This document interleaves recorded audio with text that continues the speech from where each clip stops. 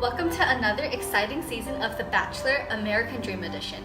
I'm your host, Nick Carraway, the 100% unbiased observer, and I'm one of the few honest people that I've ever known.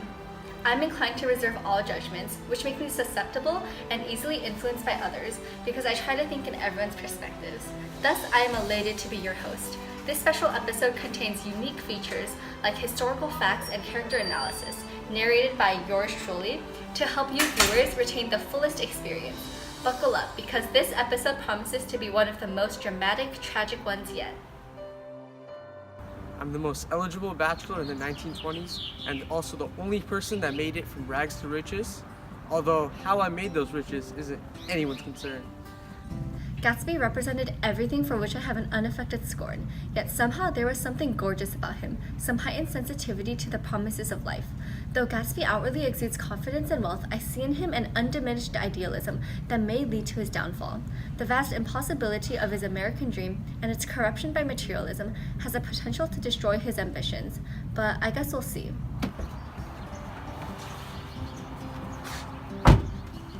I come from the small Midwest town of Louisville, Kentucky, and I came out on the show to find some meaning and obtain true love in my materialistic East Egg life. Isn't love such a wonderful thing? I'm a nurse, not a photographer, but I can definitely picture us together. I wouldn't put all my faith into Daisy to make Gatsby happy. I wouldn't be too surprised if there was a more enticing contestant. Let's continue. I come from the East Egg, which basically means I'm like friends with everyone. I love attending parties and I absolutely love to read. My favorite book is The Rise of the Colored Empires. I wonder if Gatsby's read that. My friends always told me not to judge a book by its cover, but I just met you and I'm already checking you out. Oh my gosh, she got the name of the book wrong. Social status seems kind of stuck up and only interested in using our bachelor to make friends. Hi, I'm Wealth. I love jazz, glamour, and most importantly, money. Choose me and you'll truly be able to achieve the 1920s American dream and live out the rest of your days in wealth and luxury. You must be dead because my interest in you is growing. I know for a fact that Wealth isn't as glamorous as she claims to be. She's a bootlegger, which means she participates in the illegal traffic of alcohol imported from Mexico and Canada. All alcohol was banned through the 18th Amendment in the 1920s, but that didn't stop any of us from drinking. In fact, it could have made the drinking problems worse. Much of the new money crowd, like Wealth over here, get their money from organized crime. I, on the other hand, was born with social status. Wealth's questionable means of advancing in society truly reflect the drastic deterioration of the American dream by materialism and money. All this illegal activity can never leave a person satisfied. Isn't this place beautiful, Daisy? It sure is. It's so relaxing here. So Daisy, what do you like about me? Well, you have amazing date ideas. I don't know. Maybe I just like how you know so much about the world and you know different things from me. I feel so comfortable around you, like I've known you my entire life. You really have a way with words. Daisy, I can't explain to you how extremely hard this decision will be. I never realized how much a nice girl can be. I'm the only one who can make your dreams come true. Daisy's voice is indeed full of money. That was the inexhaustible charm that rose and fell with it. High in a white palace, the king's daughter, the golden girl. Daisy's siren-like tone of speaking and her distinctive defining quality, a singing compulsion that attracts men and promises wealth and wonderful things. To me, she seems like the perfect American dream. As shown by this use of parallelism, Daisy embodies wealth and old money. Gatsby's pursuit of her parallels his impossible pursuit of the American dream. By comparing Daisy's voice to money, Gatsby reveals the true nature of his attraction to her. In a way, she represents a material object to be conquered, the golden girl shining at the pinnacle of his American dream. Perhaps Gatsby's love for her is actually all about him. When Gatsby gets the girl, he will have finally overcome the social mores that prevent him from entering the exclusive elite society. This once more proves that society's obsession with materialism is hindering individuals from truly achieving their dreams. I just can't believe I'm falling into love so badly. Someone pinched me. It seems so surreal. Really? You fall in love easily too? I'm glad we got to talk. I really feel a connection. Call me soon? Is it really love, or does Gatsby want something else? And so the two lovebirds chit-chatted until the break of dawn. To be extremely honest, I'm not really feeling this one. Do you guys believe in love at first sight? To Gatsby, Daisy seems to represent nothing more but the upper-class society that Gatsby desperately strives to join.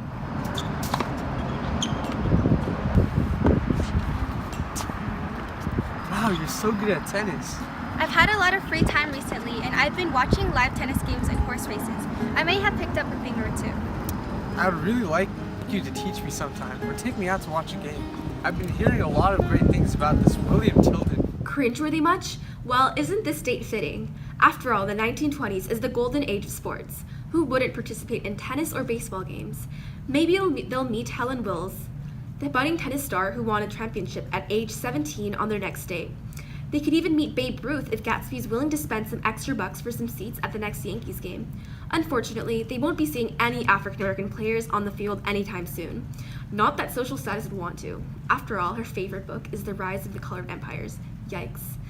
Regardless, as proven by the rise of leisure activities like sports, rich people like us had a lot of time on our hands during this 1920s era.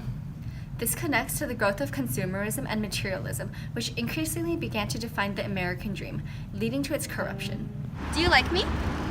Yes, I like you. It's a hard decision to make between you and Daisy. I haven't had a chance to meet Wealth yet, but so far you are my favorite. Really, I really love your company. In the past, I spent my Saturday nights in New York. Those gleaming, dazzling parties are with me so vividly that I can still hear the music and the laughter, faint and incessant. Those parties were my favorite place to be.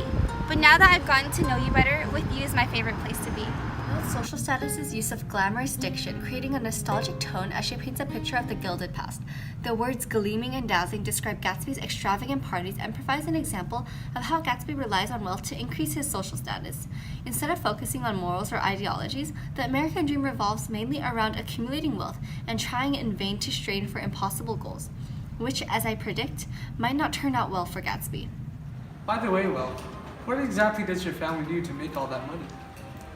Who, us? Oh, we were born with all these riches. Nope. All bootlegging.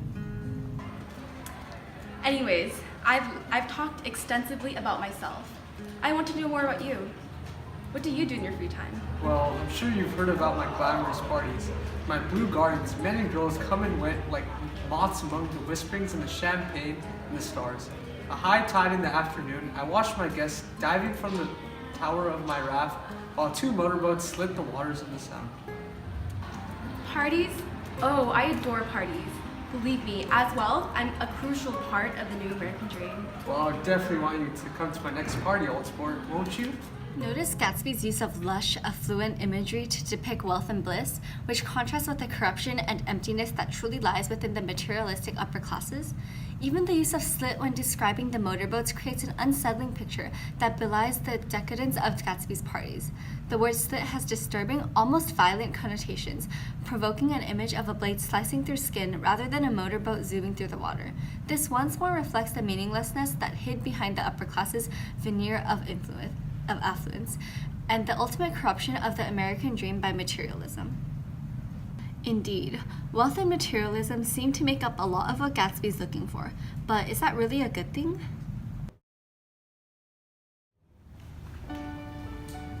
First of all, I just want to say this decision hasn't been easy for me. All three of you represent something I've dedicated my entire life to get. But, Daisy, ever since I saw you step out of that limo, I noticed your hypnotic voice full of money, your radiating glow. I just knew you were a keeper. Although I've enjoyed my time with all three of you, Daisy, will you accept my final roses? I do. And now for a brief commercial break. Hi, my name is Jay Gatsby, millionaire, and I'm here to tell you all the benefits of the American dream. Not too long ago, I was right where you are. I knew I wanted to advance socially in life, and I wasn't exactly sure what to do.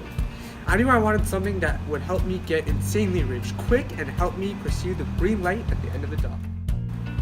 Well, I've got the solution for you. Organized crime.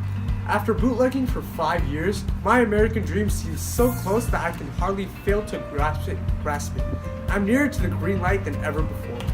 Sure, you might get jailed and become shunned from the East Egg social circles once you've been exposed, but the American dream is definitely worth the risk. So what are you waiting for? Call 1-800 bootlegging with Meyer Wolfsheim today to get in on this amazing deal.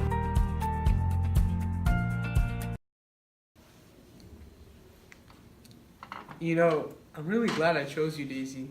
It was a difficult choice, but there was something I saw in you. You fulfill my American dream. I'm glad I do. I'm excited for a glamorous, materialistic future with you. So, why don't we go buy a mansion in the West Egg, a fancy car, and hire some servants? Where would we find the money for that? Well, I was hoping you would pay for that. Stop, Daisy! He only cares about your wealth and what you represent. He doesn't actually care for you as a person. Is this true? You care only about the idea of me? You only focus on my money and my social status? Well, I can't believe you. No wonder you said my voice was full of money. it was hard to choose between you, social status, and wealth.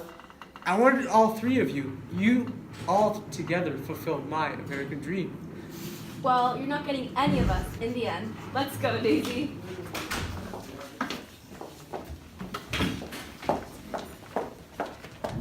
Gatsby is truly a tragic hero, but in the end, his American dream became tainted and pointless by his obsession with social advancement and accumulating wealth. He had come a long way to this lawn, and his dream seemed so close that he could hardly fail to grasp it. Gatsby's failure to achieve the American dream reinforces the motif of the green light and Gatsby's inability to grasp it. The intangibility of the green light connects to Americans and their hopeless optimism as they constantly strive in vain to achieve the unattainable American dream. So Nick, how does it feel like to be back on the set of The Bachelor? It feels tragic, almost nostalgic. One night I went over and looked at the huge, incoherent failure of a house once more. On the white steps, an obscene word stood out clearly, and I erased it. These forlorn image patterns emphasize Gatsby's diminishing importance and alienation. Materialism truly means nothing in the end. After all, despite Gatsby's optimistic strivings toward the American dream, his elaborate facade of wealth was ultimately stripped bare. When you visited The Bachelor set for that one last time, what stood out to you the most?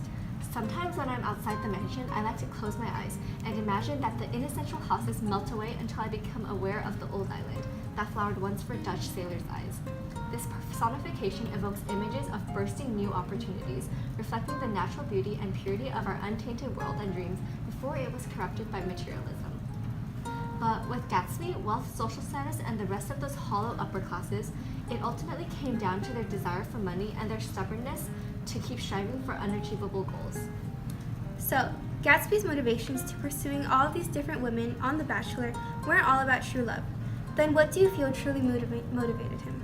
That's a really hard question. In many ways, I feel like all of them epitomize his desire for wealth, for conquest, for more. He thought he would be happy when he got the golden girl, but he never was, and he never would be. And as I sit here brooding on the old unknown world, I think of Gatsby's wonder when he first picked out the green light at the end of the dock. Again, this green light represents Gatsby's American dream, which became corrupted by his desire for wealth and his unrealistic strivings for the unattainable. His predicament mirrors the plight of Janie in a book by Zora Neale Hurston, Their Eyes Are Watching God. It's interesting to note that while Gatsby gazed at the green light from afar, never quite seeming to grasp it, Janie pulled the horizon, and thus her dreams, toward her, ultimately achieving them and achieving peace. That truly is fascinating. It seems to reflect how different people approach their American dream with varying levels of success or failure. When the dream becomes corrupted by materialism, individuals like Gatsby lose sight of their main goals, but people like Janie actively work to make their dream come true. So moving on, what is the ultimate message you garnered from this episode of The Bachelor?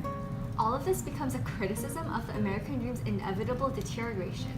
Us humans keep optimistically striving towards idealistic goals, but are ultimately held back by our own materialistic desires and the sheer impossibility of our ambitions.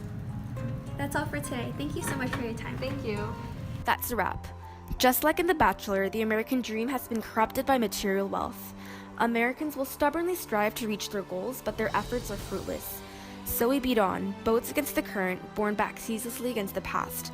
As impossible and corrupted as the dream may be, Americans refuse to give up. Even when everything seems to be against our odds, we still fight back against that impossible current. And tomorrow we will run faster, stretch out our arms further. And one fine morning, though we metaphorically reach out to the green light and try in vain to achieve our goals, they never quite seem to be in our grasp. Nonetheless, we will pour our hearts into reaching the American dream like Gatsby rather than accept our defeat. Is this foolishness or optimism, blind naivety or hope? You can decide. Thank you for tuning in on this last episode of The Bachelor, American Dream Edition.